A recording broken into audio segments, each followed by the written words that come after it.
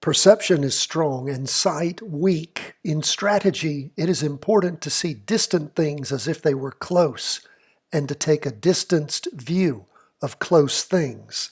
Miyamoto Musashi.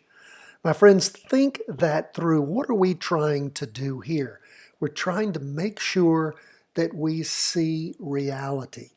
We want to take a distance view of things as if they were close and take a distanced view of close things.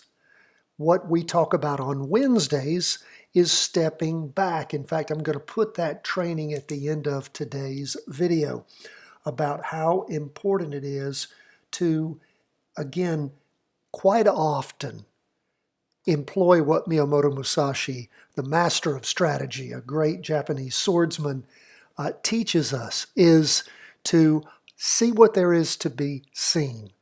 Step back. I like to do this on Wednesdays, middle of the week. Step back and look at the weekly chart and just see what it is telling you. It is our biggest trend of all. It shows you where things are, where, for us, the largest investor sentiment lies. Is it in fear or is it in greed? Is it in the market going down or the market going up? So step back and do that. Take this training. It'll be at the end of today's video. I think you'll get a lot out of it. Let's talk about stocks rebounding for the day. We see bonds and gold down, Bitcoin up. Let's jump into these charts, see what there is to see. Red down candle forming for the week. Price percent oscillator still heading down. Derivative oscillator quite negative, losing a little bit of downward momentum. Look at the 2-day. Now again, we finished that candle yesterday. This is the first day of the latest 2-day candle. It's a solid green candle. That's a slowdown in the down movement. We saw one of those back on the 27th of January. It's just forming, so it's got one more day to form. Price percent oscillator is still negative. It is heading up a little bit. Derivative oscillator has been positive, actually going into the 5th day of positivity and growing there, so pay attention to that. We look at the half day, and of course we can see where we had several days of down movement, and then over the course of the day popping up in the morning, a little more up in the afternoon, 1.61%. Look at this though, the price percent oscillator and the derivative oscillator are still negative on the half day. So again, pay attention. Let's see where this is taking us when this candle finishes forming on the 2-day. It'll give us a little bit better of an idea. Things may weaken substantially on Wednesday. They may not. Now, what about the Nasdaq 100? It was up next to Bitcoin the most for the day, 2.49%. Now, that is an index up that much. That's a lot of up movement. We still, though, with all the down movement, what do we have as far as a candle goes? We have a very small, solid green candle, slow down in the down movement, price percent oscillator heading up, negative, still heading up.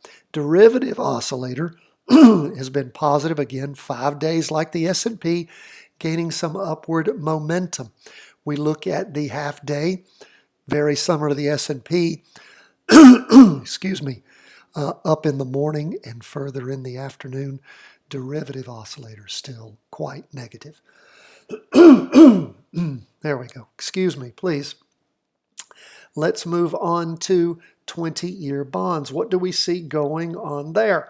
Down 1.14%, and bonds just keep on keeping on pushing down. Those of you still in a TBF trade or shorting bonds at this point with puts, you just keep seeing the gravy, don't you, in your practice trades? Price percent oscillator heading down, derivative oscillator heading down. Big red down candle forming, 2-day chart. Again, just moving right down a beautiful trend line. Price percent oscillator, derivative oscillator gaining downward momentum. We'd seen a sideways slide for about 2 days and then just punching over, going down on Tuesday. Derivative oscillator still a little positive, losing some momentum. Price percent oscillator, though, stroking down. That's where we are on bonds. That weekly vertical crossover still in effect and doing quite well. Gold down 0.95% for the day. This is the second week of some decent up move in gold. Price percent oscillator still moving up. Derivative oscillator moving up.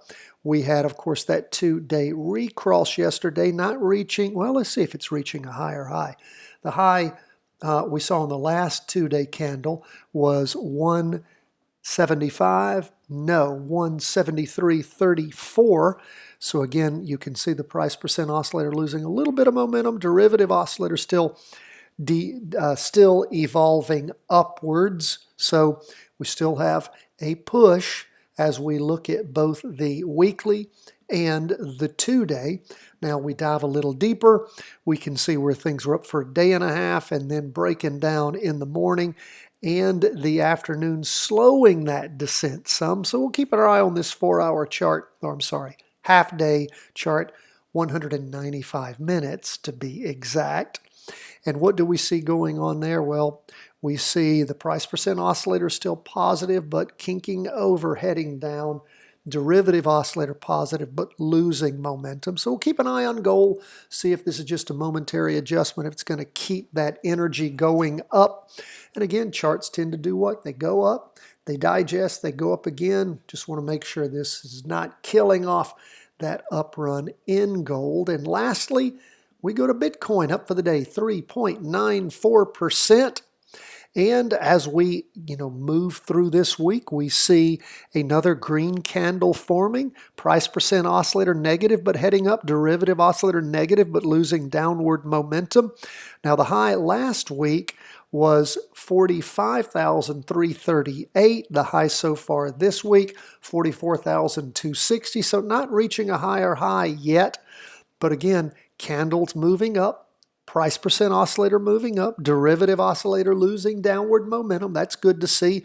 What do we see on the 2-day? That's where you see, again, some weakness coming in here after things were accelerating for 6 days, slowing down on the Friday-Monday candle, and again, up movement on Tuesday, but red candle that we have, red open box candle that we have forming there, a red spinning top showing us some indecision as the price percent oscillator is moving up, lost a little bit of energy, derivative oscillator still moving up. So again, waiting, watching, seeing if Bitcoin's gonna again gather that momentum and have that weekly vertical crossover, because we can see how good it has been to us in the past. We'll continue to keep a close eye on that. What about the half day?